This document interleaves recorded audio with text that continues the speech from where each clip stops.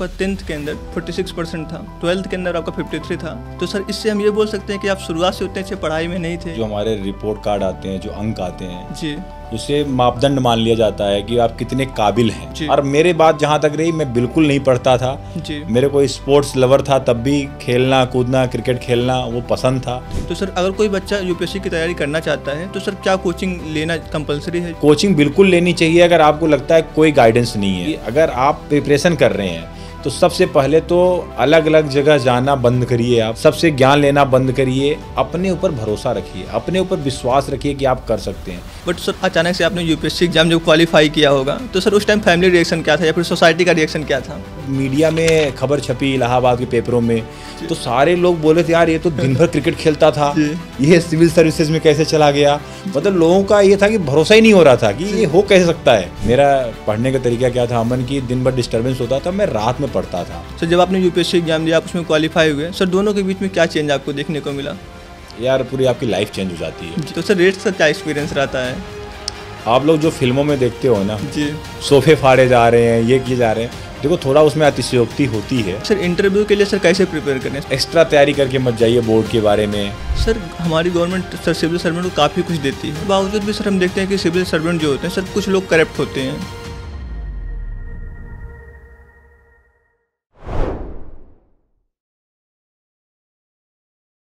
जय हिंद दोस्तों, आज के इस खास पॉडकास्ट में आप सबका स्वागत है। दोस्तों आज का ये पॉडकास्ट काफ़ी स्पेशल होने वाला है क्योंकि आज के इस पॉडकास्ट में जो हमारे गेस्ट हैं वो काफ़ी स्पेशल हैं। हमारे साथ हैं श्री नरेंद्र यादव सर, जो कि 2009 बैच के IRS ऑफिसर हैं और वर्तमान में एडिशनल कमिश्नर है GST के अंदर।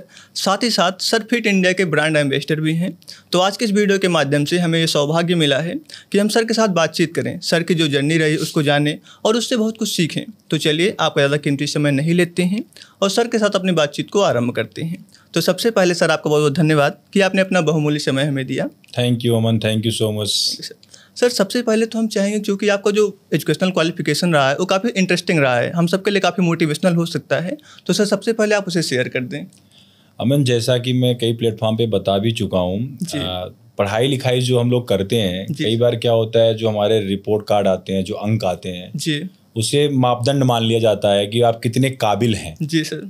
जबकि मेरे साथ इसका उल्टा रहा है, मेरे अंक हमेशा ख़राब रहे हैं लेकिन मैं बहुत काबिल लड़का रहा हूँ हमेशा से। और जैसा कि अगर हाई स्कूल की, अगर इंटरमीडिएट की अपने परसेंटेज की मैं बात करूं तो हाई स्कूल में 46% थे मेरे जी, और उस 46% में भी मैथ में मेरे 61 मार्क्स थे जी। और एक नई चीज़ बताता हूँ, मेरे इंग्लिश और संस्कृत 2 सब्जेक्ट और होते थे जी। संस्कृत में मेरे 35 मार्क्स थे जी सर। और इंग्लिश में भी 35 मार्क्स थे आउट ऑफ 100। जी, मतलब मैं संस्कृत में भरोसा नहीं था इतने कम मार्क्स आएंगे, लेकिन वहाँ भी मतलब बस कहते नहीं बॉर्डर लाइन थी, अगर थोड़ा सा और कम हो जाता तो फेल ही हो जाता कुल मिला के। और इंटरमीडिएट अपना था 53%, ग्रेजुएशन 56%, और अगेन अगर आप यूपीएससी की देखोगे तो यूपीएससी में अगेन 44%। जी, यूपीएससी में कितनी परसेंट होता है? जी सर। तो मैं समझा जब यूपीएससी करने के लिए 44% चाहिए तो उससे ज़्यादा नंबर लाने क्यों है? जी सर। जस्ट जोक अपार्ट, मतलब परसेंटेज के पॉइंट ऑफ व्यू से देखा जाए तो बहुत मैटर नहीं करता।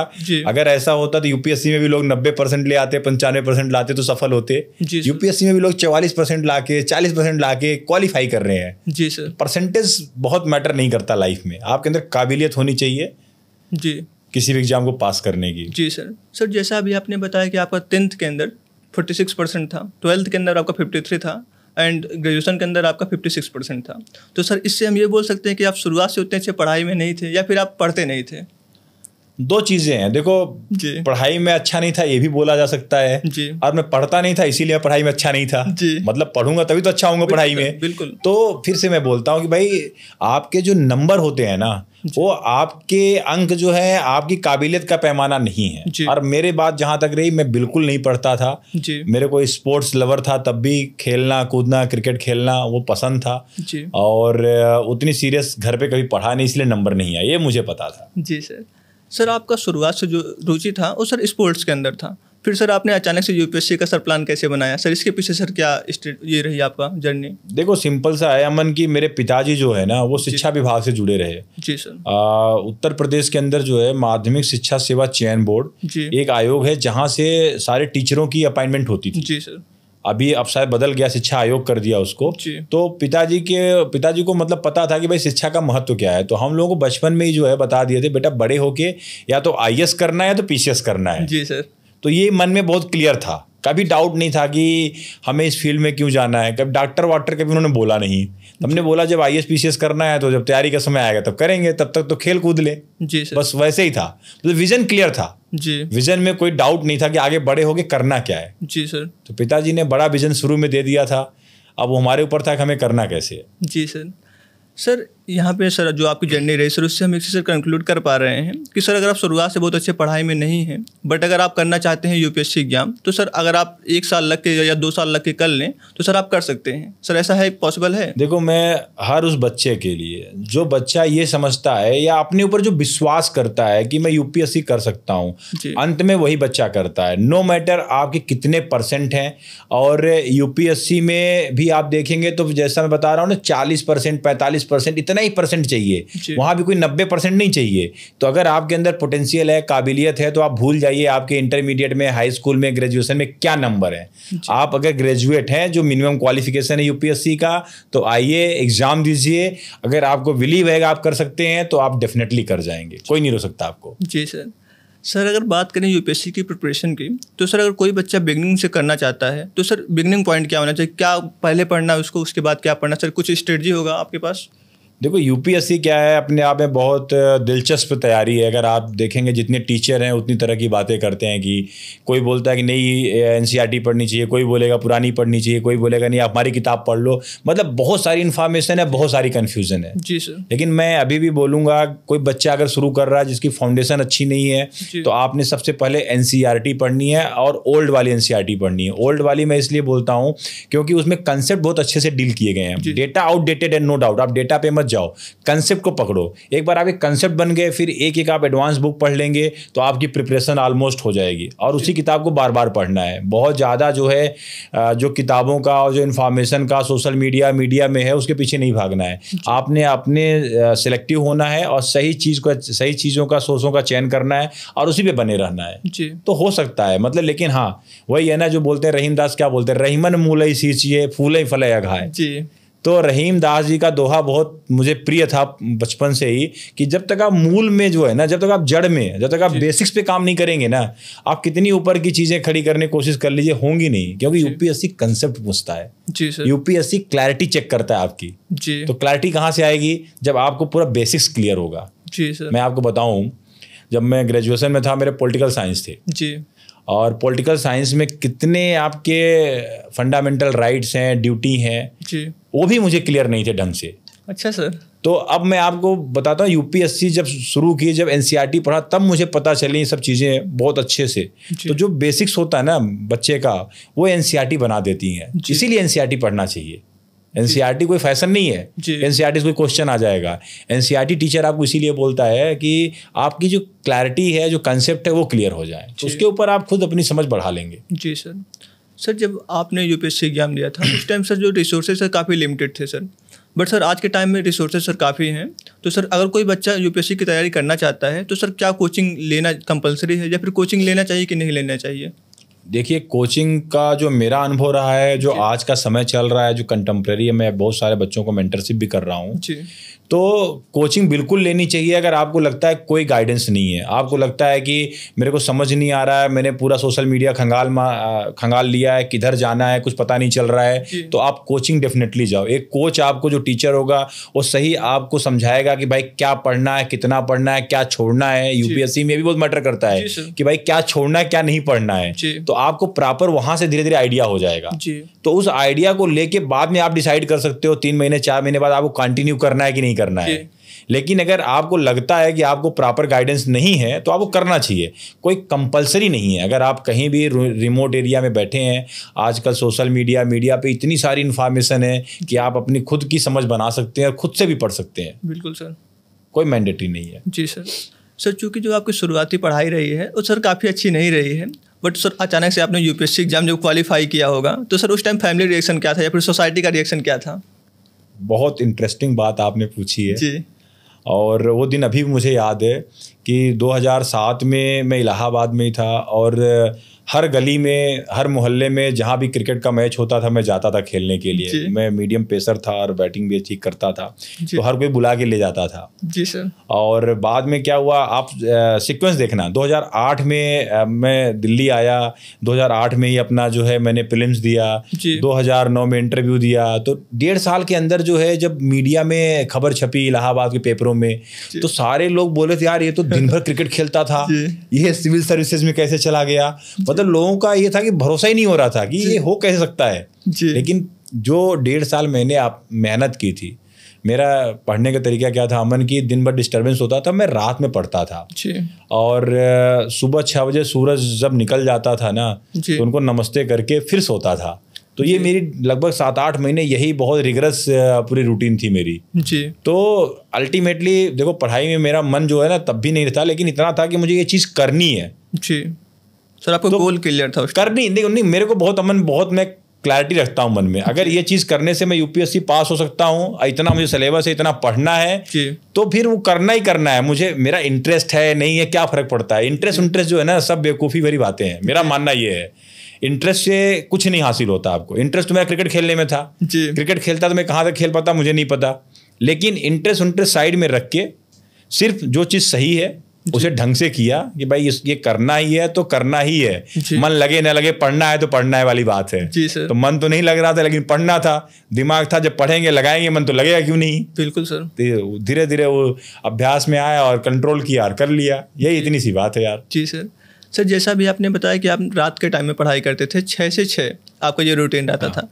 सो आपका ये रूटीन क्यों था सर? आप दिन में क्यों पढ़ाई नहीं करते? डिस्टर्बेंस रहता था ना एक्चुअली। हम जहाँ रहते थे ना वहाँ शेयर्ड वाले बहुत सारे बच्चे और भी रहते थे अगल बगल, तो सब दोस्ती हो गई सबसे। अब दोस्ती हो गई, कोई रूम में घुस जाए यार, आके बैठ जाए, हाँ अंदर वहाँ चलते हैं यहाँ चलते हैं। अब यार आप मना भी नहीं कर सकते, मतलब इमोशन में दोस्त यार आगे कितना फटकारोगे, कितना भगाओगे उनको। और डिस्टर्बेंस होता था, मैं समझता था यार ये तो पढ़ने नहीं देंगे इस तरह से। तब शाम के 9-10 बजे तक सब सो जाते थे, 10-10:30 बजे सुकून सन्नाटा एकदम, कोई डिस्टर्बेंस नहीं। फिर काम करने की जो प्रोडक्टिविटी आती थी ना वो नेक्स्ट लेवल रहती थी, कोई डिस्टर्ब करने वाला नहीं है, कुछ नहीं है। इवन मैं आपको बताऊँ एक बार भूकंप आया था 2000 मेरे ख्याल से 8 की बात होगी है दिल्ली में, सुबह के 4 बजे, और मैं पढ़ रहा था और पैरों में जो है ना जिस तरह से वेव चढ़ी, मैंने फील किया पूरा भूकंप, मतलब निकल के वहां से भागा, मैं लाइव देख रहा हूँ भाई पैरों में कुछ हो रहा है। तो मतलब इतना शांति रहती थी। सर हम आपके लाइफ के पार्ट का बात करना चाहेंगे। सर जब आप यूपीएससी एग्जाम नहीं दिए थे, जब आपका यूपीएससी से पहले का जो लाइफ था सर जब आपने यूपीएससी एग्जाम दिया, आप उसमें क्वालिफाई हुए, सर दोनों के बीच में क्या चेंज आपको देखने को मिला?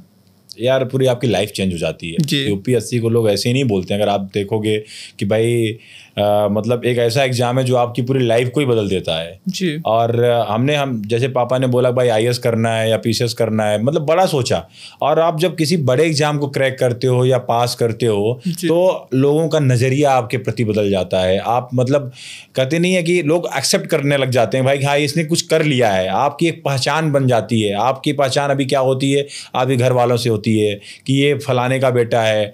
अभी क्या होती है, यूपीएससी आप कर लेते हो ना तो आपके नाम से आपके गांव को जाना जाता है, आपके नाम से आपकी मतलब पूरा मोहल्ला जो होता है जाना जाता है। तो वो मतलब वो जो फीलिंग है ना उसकी तुलना नहीं है दोस्त, वो अनमैच्ड है और मतलब अनपैरेलल है, उस जैसी कोई अलग भावना नहीं है। जी सर। वर्तमान में आप सर एडिशनल कमिश्नर हैं जीएसटी के अंदर, तो sir as additional commissioner sir आपका डेली रूटीन क्या होता है? डेली रूटीन बहुत ही बोरिंग है मेरी जी। और मैं मॉर्निंग में 4:30 उठता हूँ और सीधे अपना जिम जाता हूँ, वर्कआउट करता हूँ। उसके बाद आने के बाद लगभग 30 से 35 मिनट का अपना पढ़ाई का शेड्यूल रहता है, कुछ जो रहता है अपना पढ़ता हूँ। उसके बाद फिर अपने ऑफिस की प्रिपरेशन होती है, ऑफिस जाने के लिए टाइम पे निकलना होता है, तो फिर बिटिया को बीच में भी तैयार करके स्कूल भेजता हूँ और फिर ऑफिस के लिए निकल जाता हूँ, यही। और उसके बाद ऑफिस से आया तो शाम के टाइम में जो भी फैमिली के साथ है अपना दिया, या कोई और अपॉइंटमेंट है तो उसको लिया, बस यही बेसिक सी रूटीन है। मतलब बहुत ही बोरिंग रूटीन आप बोल सकते हो, कुछ ऐसा हैपनिंग नहीं होता है। जी sir as an IRS officer sir आपने कई बार रेड्स भी किए होंगे, तो सर रेड्स का क्या एक्सपीरियंस रहता है? आप लोग जो फिल्मों में देखते हो ना जी, कि भाई रेड्स हो रही हैं, लोग जा रहे हैं, घर में घुस रहे हैं जी, सोफे फाड़े जा रहे हैं, ये किए जा रहे हैं। देखो थोड़ा उसमें अतिशयोक्ति होती है जी, रियल लाइफ में जो होता है ना, हालांकि बहुत ही मेहनत का काम होता है। अगर आप रेड पे जाते हैं तो आपकी पूरी टीम को बहुत सारी प्रिपरेशन करनी पड़ती है जी, और उस प्रिपरेशन के साथ कई बार आपको 2-2 दिन लग जाते हैं तैयारी करने में, 3-3 दिन लग जाते हैं। आप जाते हो फिर 2-3 दिन आपको उस पूरे प्रक्रिया में लग जाते हैं। तो जितना ग्लैमरस दिखता है ना, उसके पीछे उतनी ही मेहनत है इसमें। जी सर। आपकी टीम पूरा रात दिन टायर्ड, मतलब कहते नहीं, बिना थके लगातार लगी रहती है। जी, और एक एक पाई जो गवर्नमेंट का है उसको बचाने के लिए बहुत मतलब लोग मेहनत करते हैं, पूरी टीम मेहनत करती है। जी, तो फिल्मों में तो आपको ग्लैमरस दिखता है, लेकिन रियल लाइफ में जो है ना, ये बहुत मेहनत भरा काम है।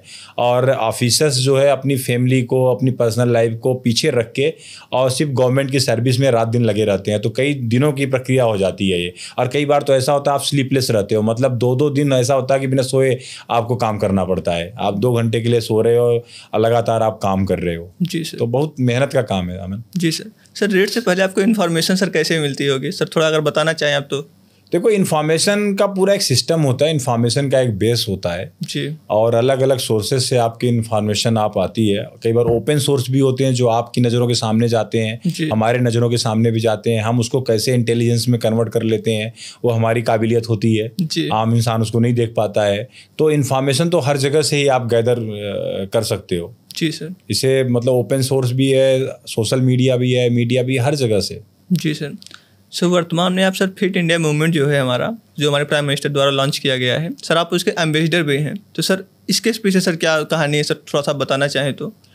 देखिए फिट इंडिया मूवमेंट अगर आप देखेंगे तो बहुत ही हमारा एम्बिशियस, हमारे प्रधानमंत्री जी का एम्बिशियस जो है कार्यक्रम है, प्रोग्राम है। कार्यक्रम प्रोग्राम करना सही नहीं होगा, बल्कि मुहिम है, ये मूवमेंट है। क्योंकि अपने देश के अंदर जो है नॉन कम्युनिकेबल डिजीजेज इतनी बढ़ रही हैं, जैसे ओबेसिटी हो गया, इसके अलावा आपकी डायबिटिक की बीमारी हो गई, हाइपर टेंशन हो गया, ये सब बीपी उपी इतनी ज़्यादा बढ़ने लगी। लगभग हर कहते हैं शहरों में रहने वाला बंदा लगभग 40% के आसपास ओबीज है। इवन गाँव में भी ओबीज की समस्या फैलने लग गई। तो प्रधानमंत्री साहब ने 2019 में जो है ये मुहिम छेड़ी, आंदोलन शुरू किया कि भाई इसको जन जन तक, मतलब हर घर तक, सभी लोगों तक पहुंचाया जाए कि भाई फिट रहना कितना ज़रूरी है। उनका नारा है कि फिटनेस की डोज आधा घंटा रोज़। जी। और मेरा मतलब मेरे लिए सौभाग्य की बात है, मुझे इस आंदोलन से जोड़ा गया। जी। और ये भी मेरे लिए गर्व की बात है कि मैं पहला सिविल सर्वेंट हूँ और पहला नॉन एथलीट हूँ। जी। मोस्टली इसमें एथलीट हमारे भाई लोग हैं, लेकिन जो सिविल सर्विसेज और नॉन एथलीट होना और इस मुहिम को आगे लेके जाना वो बड़ी जिम्मेदारी है। जी। और मैं अपना कहते नहीं जो सिपाही बनाया है उसके लिए मैं पूरी भरसक कोशिश कर रहा हूँ कि इसको आगे लेके जाऊँ और लोगों को मोटिवेट करूँ कि हेल्थ बहुत ही इंपॉर्टेंट है लाइफ में। अगर आप बीमार होते हैं तो आप सबके लिए लाइबिलिटी होते हैं, इवन घर के लिए भी लाइबिलिटी होते हैं। तो अपने हेल्थ का ध्यान रखें। दिन में कहते नहीं है, प्रधानमंत्री साहब बोलते हैं आधा घंटा, मैं बोलता हूँ कि 24 घंटे में अगर 24 मिनट, 1 घंटे में 1 मिनट भी अगर आपने अपने लिए निकाल लिया ना, तो आप स्वस्थ रहेंगे, फिट रहेंगे, हेल्दी रहेंगे। और कोई विधा हो, कोई जिम जाने की जरूरत नहीं है। अगर आप प्राणायाम करते हैं, योग करते हैं, क्रॉसफिट करते हैं, जिम्नास्टिक करते हैं, मास कुछ भी करिए, लेकिन कुछ ऐसा करिए जिससे आपका पसीना निकले। जी। तो आप डेफिनेटली आपकी फिटनेस जो है अच्छी रहेगी। जी सर। सर चूँकि स्टूडेंट लाइफ में हमारे पास उतना टाइम नहीं होता है कि सर हम ये एक्सरसाइज वगैरह कर पाएँ, बट सर अगर आप कुछ सर सिंपल एक्सरसाइज बताना चाहें जो कि अगर स्टूडेंट करे तो फिट रह सकता है, तो सर प्लीज़। देखो एक्सरसाइज ऐसा आप बोलते हो कि भाई टाइम नहीं होता है। जी। मैं फिर बोलूँगा टाइम का मैनेजमेंट ज़रूरी है। जी सर। समय सबके लिए 24 घंटे ही है। जी।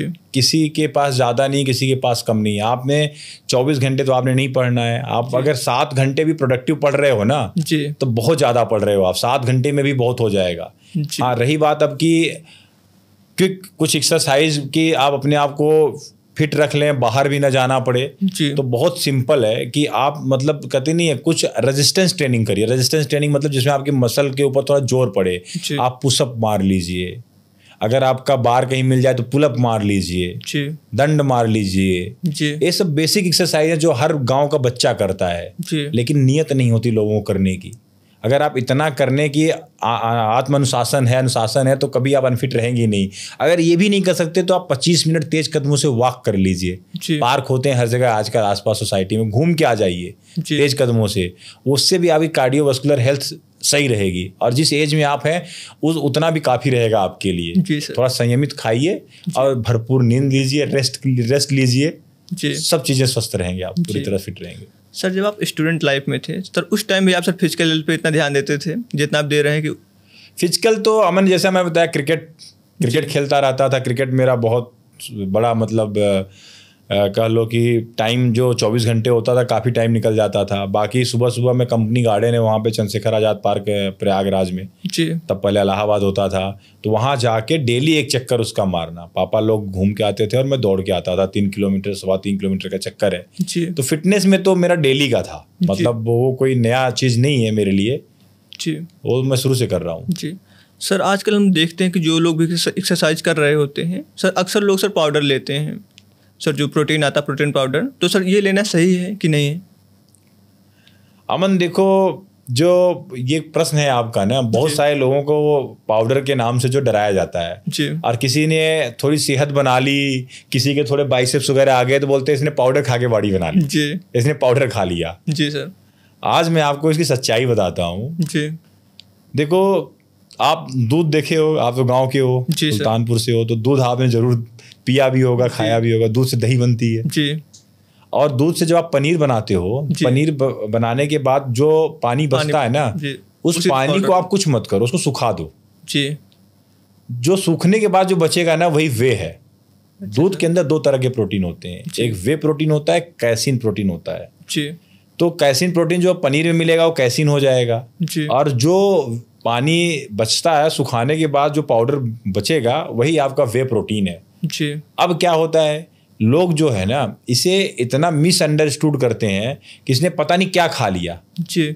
अब कंपनियां क्या करती हैं, उसी को डब्बे में पैक करके दे देती हैं। आपकी प्रोटीन की रिक्वायरमेंट बढ़ जाती है जब आप एक्सेस एक्टिविटी करते हो या मसल को ब्रेक डाउन कर रहे हो, वर्कआउट कर रहे हो, तो आपकी प्रोटीन की रिक्वायरमेंट ज़्यादा होती है। तो लोग उतना घर में रोटियों से नहीं पूरा कर पाते, लोग उतना चावल से पूरा नहीं कर पाते हैं या पनीर से नहीं पूरा कर पाते हैं, तो लोग सोचते थोड़ा सप्लीमेंट कर लो, और सप्लीमेंट ही है जी सर। और पूरी तरह से वेज है, पूरी तरह से सेफ है, बशर्ते आपको कंपनी देख के लेना है कि कौन सी कंपनी है, क्या दे रही है क्या नहीं दे रही। क्योंकि कई बार क्या होता है, आजकल अडल्ट्रेशन इतना ज़्यादा हो गया है, कोई ऐसा चीज़ आप लेके आए जिसके अंदर जो है सही प्रोडक्ट नहीं है, तो नुकसान भी हो सकता है जी। तो इसलिए इसे पाउडर वाउडर का बोलना बहुत ही बेसिक समझ रखने वाली बात है जी। आप इसे खा सकते हैं, सेफ है। आपका ट्रेनर अगर, आपका जो भी डाइटिशियन अगर बोलता है कि आप सप्लीमेंट करिए, तो आप कर सकते हैं। पूरी तरह वेजिटेरियन होता है ये, दूध का बनता है, तो जी सर, कोई और इशू है ही नहीं इसमें जी सर।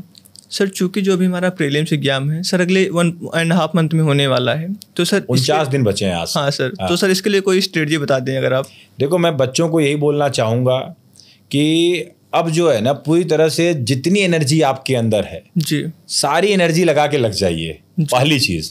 क्योंकि ये ऐसा टाइम है ना, अभी भी अगर आपने, कहते हैं अभी भी चमत्कार हो सकता है 49 डेज में भी। मैं तो हमेशा मानता हूँ कि चमत्कार होते हैं, चमत्कार पॉसिबल है, अगर आप अभी भी इस एनर्जी के साथ लग जाए कि नहीं मुझे इसी बार करना है जी सर। और बिलीव करिए 50 दिन भी बहुत होते हैं, बहुत ज़्यादा होते हैं। अगर आपने जो पढ़ा है, अब उनको थोड़ा कंसोलिडेट करिए कि भाई कुछ नोट्स बनाया तो उसको इकट्ठा करिए, नए सोर्सेज की तरफ कम से कम जाइए, और जो भी कुछ आपके पास अभी अवेलेबल है, आप जो पढ़ चुके हैं, और अभी आप इवन किताब भी स्टार्ट कर सकते हैं। अगर पहले पढ़ी एक बार तो उसको फिर से जो इंपॉर्टेंट आपने जहाँ जहाँ मार्क किया उसको देख सकते हैं, और जो नोट्स हैं उसको देखिए।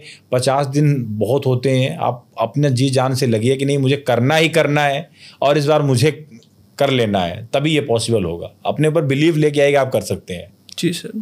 सर एक क्वेश्चन हमारा ऑप्शनल सब्जेक्ट से है सर, चूंकि जब आप लोग एग्जाम दिए होंगे सर, उस टाइम 2 ऑप्शनल होता था। बिल्कुल 2 ऑप्शनल सर, अभी एक ऑप्शनल है, तो सर ऑप्शनल सब्जेक्ट चूज करने से पहले स्टूडेंट को क्या क्या देखना चाहिए? फिर से मैं बोलूँगा 2 चीज़ें जी। अगर आपका इंटरेस्ट भी उसमें है जी, और इंटरेस्ट के अलावा जो है वो आपको कहते नहीं रुचि भी है और पढ़ने में मज़ा भी आ रहा है, आपने उसमें पहले कुछ पढ़ रखा है, ग्रेजुएशन वगैरह कर रखा है, तो उससे अच्छा कुछ नहीं है जी। अब सेकेंड थिंग कि अगर कोई ऐसा ऑप्शनल है जो आजकल जो है बहुत अच्छे स्कोर उसमें हो रहे हैं और उसको आप अच्छे से समझ के तैयार कर सकते हैं विद इन टाइम, तो आपको वो ऑप्शन लेना चाहिए जी। लेकिन मेरा मानना ये है जिसमें आपने ग्रेजुएशन किया है, जिसमें आपका अगर इंटरेस्ट है तो आप वो लेंगे तो आप बहुत कम समय में बहुत अच्छी तैयारी कर पाएंगे। किसी नए ऑप्शनल में जाएंगे तो थोड़ा तैयारी में टाइम लगेगा और लेकिन आपको फिर से उसको जो है पूरी बेसिक से पढ़ना पड़ेगा। मैं हमेशा प्रेफर करता हूँ कि आप जो है जो ग्रेजुएशन जिस सब्जेक्ट से किया हो उस सब्जेक्ट का कोई ऑप्शन आप लें। जी सर, चूँकि इंटरव्यू को लेके काफ़ी बच्चे जो है काफ़ी इंटरेस्टिंग मतलब आकर्षित रहते हैं, तो सर हमें आपसे ये जानना है कि सर इंटरव्यू के लिए सर कैसे प्रिपेयर करें। सर चूँकि आपने 210 मार्क्स इंटरव्यू के अंदर स्कोर किए हुए हैं, तो सर इंटरव्यू के लिए सर क्या होता है सर? इंटरव्यू बेसिकली आपका पर्सनालिटी का टेस्ट है जी। तो वहाँ पे क्या होता है 4-5 लोग होते हैं अमन, वो आपकी क्लैरिटी देखते हैं, आपकी समझ देखते हैं। एग्जाम आपकी नॉलेज का हो चुका होता है, उससे कोई लेना देना होता नहीं है जी। आप किस तरह से अपने आप को एक्सप्रेस करते हैं, किस तरह से बोलते हैं, क्योंकि आप जिला संभालने जा रहे हैं जी। और वहाँ पे आप एक अच्छे लीडर के तौर पे किस तरह से बातचीत अपनी लॉजिकल रख रहे हैं नहीं रख रहे हैं, वो सब चीज़ें वहाँ देखी जाती हैं। और इंटरव्यू में मैं आपको एक चीज़ और बोलता हूँ, कभी भी आप इंटरव्यू देने जा रहे हैं ना तो बायस्ड होके मत जाइए। जी सर। एक्स्ट्रा तैयारी करके मत जाइए बोर्ड के बारे में जी। क्योंकि आप बायस्ड रहेंगे फिर आप बायस्ड आंसर सही नहीं दे पाएंगे। आप ओपन माइंड जाइए, फ्री माइंड जाइए, जो सच है जी आप वो बोलिए, आता है तो बताइए, गोल मोल मत घुमाइए। जी सर। माफ कीजिए सर नहीं आता है, I have to read more, कुछ कुछ बोल के आगे निकल जाइए क्योंकि वहां पे आपके ज्ञान का तो परीक्षण है ही नहीं है। जी। तो जो सिचुएशनल क्वेश्चन है उनको अच्छे से टैकल करिए। कई बार सिचुएशनल क्वेश्चन आते हैं, वो बढ़िया से टैकल करिए। और अल्टीमेट मेरा सजेशन यही है कि सच्चाई के साथ रहिए, बनावटी मत रहिए वहाँ पे, क्योंकि अल्टीमेटली आप अगर बनेंगे तो आपको पकड़ लिए जाएंगे, नंबर आपके जो है फिर उसी हिसाब से आपको मिलेंगे। जी सर, आपका क्या अनुभव रहा था सर इंटरव्यू के दौरान? 15 मिनट चला था। 15 मिनट सर मात्र। बाहर आए तो लोगों ने बोला यार 15 मिनट तो बहुत कम है। बहुत कम सर। बट मेरे को जो फीलिंग थी ना अंदर से, मेरा लास्ट था, शाम का था, जब इंटरव्यू बोर्ड से निकला तो यार जो फीलिंग थी ना, मज़ा आ गया, बहुत अच्छा गया जी। मतलब जो उन्होंने पूछा, जैसे पूछा, बढ़िया शानदार तरीके से उनको बताया, समझाया। चेयरमैन ने केवल एक सिंगल क्वेश्चन पूछा था स्टार्टिंग में, उसका पूछा ही नहीं जी। तो कहने का मतलब ये है कि अगर आप कॉम्प्लेक्स पर्सनालिटी हैं जी तो वो ट्राई करते हैं समझने की आपको जी, तो उसमें टाइम लगता है जी। जब आप कॉम्प्लेक्स पर्सनालिटी है ही नहीं है, आप क्लियर हैं अपने थॉट्स में, तो 10 मिनट 15 मिनट बहुत है एक इंसान को, एक पर्सनालिटी को टेस्ट करने के लिए। जी सर। तो मेरे को तो जितना पढ़ा लिखा था, जो समझ थी, जितना आता था बता दिया जी। उनको समझ में आया, नंबर दे दिए।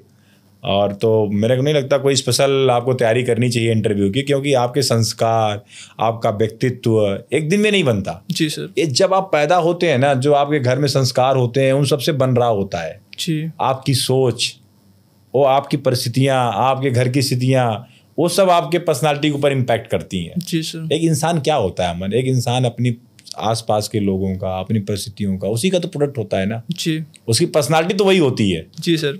अचीवमेंट भले कुछ करे हो, जी। तो पर्सनालिटी एक दिन में 2 मार्क देने से, 3 मार्क देने से नहीं बनती है। जी। अपन एक काम करते हैं, कभी इंटरव्यू के ऊपर अभी बच्चे दे लें, अपन एक अच्छा सेशन करेंगे ताकि बच्चे ज़्यादा से ज़्यादा जो है ना इसमें लाभ उठाएं, क्योंकि मेरा मानना ये है कि इंटरव्यू बहुत क्रूशियल होता है। जी सर। और आपके पूरे रैंक को डिसाइड करता है। जी। अच्छे नंबर लाना इंटरव्यू में कला भी है।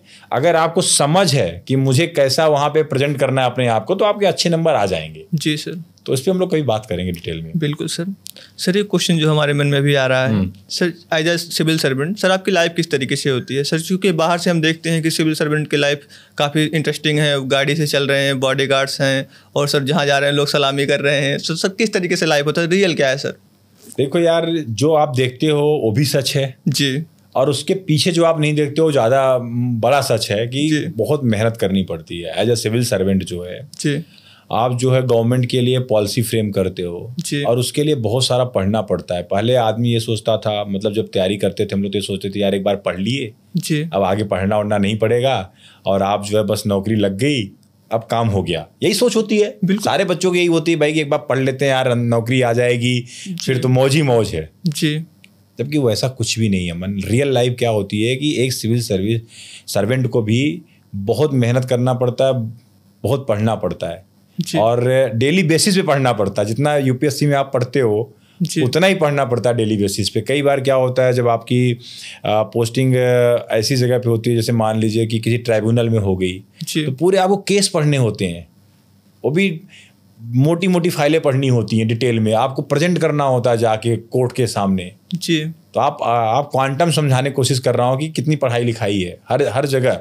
और आप पॉलिसी, जैसे मान लो किसी पर्टिकुलर डिपार्टमेंट में हो, कुछ पॉलिसी में चेंज लेके आना है, तो उसके लिए आपको कितना बैकग्राउंड वर्क करना पड़ेगा, कहाँ का अध्ययन करना पड़ेगा आपको, अलग अलग कंट्री का, अलग अलग चीज़ों का। उसके बाद अपनी आप एक फार्मुलेट करोगे, अपना ओपिनियन फार्मुलेट करोगे जी। तो मेहनत तो है ही है। बाकी ये जो चीज़ें आप देखते हो ना, ये बहुत थोड़ा सा उसका पार्ट है। बच्चों को यही दिखा के मोटिवेट किया जाता है कि आप आइए, तैयारी करिए, ज़रूरी है। ठीक है, ये रहना भी चाहिए, क्योंकि जब आप यंग माइंड होते हैं तो आप उन सब चीज़ों पे आपका फोकस भी होता है कि कुछ इसके पर्क्स हैं, कुछ प्रिविलेजेस हैं, और होते भी हैं। आप गवर्नमेंट के एम्प्लॉय हो तो आपको पर्क्स एंड प्रिविलेजेस मिलते हैं जी, और इसीलिए इसका चार्म भी है जी। सर हमारी गवर्नमेंट सर सिविल सर्वेंट को काफ़ी कुछ देती है सर, उसके बावजूद भी सर हम देखते हैं कि सिविल सर्वेंट जो होते हैं सर, कुछ लोग करप्ट होते हैं सर। करप्शन सर ऐसा क्यों है सर, आपको क्या लगता है इसके पीछे सर क्या रीजन हो सकता है? देखो, ये बहुत ही पर्सनल चॉइस है लोगों की। करप्शन सिविल सर्विसेज में ही नहीं है, अगर आप देखोगे तो ये व्यक्तिगत तौर पे आपको हर जगह दिखेगा, प्राइवेट सेक्टर में भी दिखेगा जी।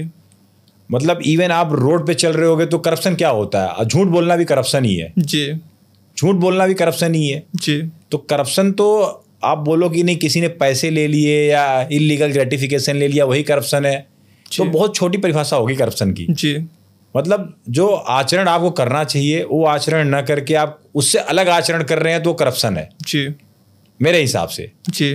तो ये हर जगह ही है। अगर आप देखेंगे तो सिविल सर्विसेज में हाईलाइट हो जाते हैं बहुत सारा, क्योंकि उस समाज में उनका इम्पैक्ट ज़्यादा होता है। तो आप लोगों को लगता है कि नहीं यार, इनसे उम्मीद नहीं थी ये ऐसा करेंगे, तो उसको लोग बहुत सीरियस लेते हैं।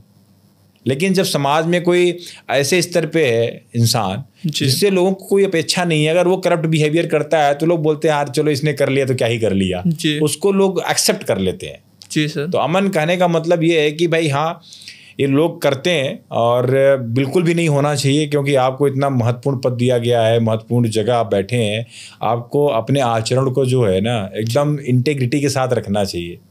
और पता नहीं क्या प्रलोभन, क्या लोभ होता है कि लोग ऐसा करते हैं, गलत है, मतलब नहीं होना चाहिए मेरे हिसाब से तो जी सर। सर हमने कई एस्पेक्ट पे बात किया सर, हम लास्ट में चाहेंगे कि अगर आप सर अभी अपने तरफ से कुछ एस्पिरेंट को गाइड करना चाहें, कुछ सजेशन देना चाहें तो सर प्लीज़। देखो, यूपीएससी के बच्चों को मैं यही बोलना चाहता हूँ कि अगर आप प्रिपरेशन कर रहे हैं तो सबसे पहले तो अलग अलग जगह जाना बंद करिए, आप सबसे ज्ञान लेना बंद करिए, अपने ऊपर भरोसा रखिए, अपने ऊपर विश्वास रखिए कि आप कर सकते हैं। मेरा बहुत क्लियर है अमन कि कन्विक्शन जो है ना जी, सफलता की जननी है जी। अगर आपको भरोसा है अपने ऊपर जी, आपका बिलीफ सिस्टम स्ट्रांग है कि आप इस एग्जाम को फोड़ दोगे जी, तो आप फोड़ दोगे। कोई दूसरा तीसरा चौथा आके आपको कॉन्फिडेंस देने वाला नहीं है जी सर। लाइफ में ऐसे लोग कोच बने हुए जिन्होंने कुछ उखाड़ा नहीं अभी तक जी सर, कुछ किया नहीं जी, सॉरी टू से, बट बच्चों को जो है ना, मैं यही कहना चाहता हूं कि आप खुद एक लीडर हैं, आप लीडर बनने जा रहे हैं जी। तो आपके अंदर अगर वो क्वालिटी, वो गुण, वो कॉन्फिडेंस नहीं है कि आप कर सकते हो जी सर, तो आप नहीं कर पाओगे जी। तो सिंपल है भैया कि अपने ऊपर भरोसा रखो कि आप कर सकते हो जी, और ये एग्जाम आपसे बड़ा नहीं है, आपके अनुशासन से बड़ा नहीं है जी। आप अपने अनुशासन को बना के रखिए, क्योंकि जितना अनुशासित आप रहेंगे उतने ही हाई चांसेस हैं कि आपकी सफलता आपको मिलेगी जाएगी। तो अनुशासन बना के रखिए, समय की इज्जत करिए और विश्वास रखिए, 101% सफलता आपकी है जी सर। सर आपको दोबारा से बहुत बहुत धन्यवाद करेंगे कि सर आपने अपने बहुमूल्य समय का कुछ क्षण हमें दिया और सर हम सबको गाइड किया। मैं उम्मीद करता हूं कि जिन लोगों ने भी आपको सुना होगा उन्हें काफ़ी मोटिवेशन मिला होगा, वो काफ़ी इंस्पायर हुए होंगे आपकी पर्सनालिटी से। तो दोस्तों, हमने सर से काफ़ी कुछ बात किया, हमने सिविल सर्विस जो प्रिपरेशन टाइम होता है उस पर काफ़ी बात किया, उसके बाद की लाइफ पे काफ़ी बात किया, काफ़ी कुछ हमने सिविल सर्वेंट की लाइफ पे बात किया। तो आपको ये वीडियो कैसी लगी? अगर आपके मन में कुछ डाउट है तो आप कमेंट बॉक्स के अंदर पूछ सकते हैं। साथ ही साथ सर का मैं इंस्टाग्राम अकाउंट भी नीचे लिंक में दे रहा हूँ, आप वहाँ जाकर सर को फॉलो कर सकते हैं, सर से आप वहाँ से सजेशन ले सकते हैं, आप सर से जुड़ सकते हैं। सर चूँकि लगातार गाइड भी कर रहे हैं, मैं देख रहा हूँ सर लगातार गाइड भी करते रहते हैं और फिटनेस से रिलेटेड भी सर गाइड कर रहे हैं। तो सर आप सर के साथ जुड़ के अपने प्रिपरेशन को और अच्छा कर सकते हैं। तो दोस्तों आज के इस वीडियो में इतना ही था। मुझे उम्मीद है कि आपके लिए ये वीडियो इन्फॉर्मेटिव रही होगी। मिलते हैं नेक्स्ट वीडियो में, तब तक के लिए धन्यवाद।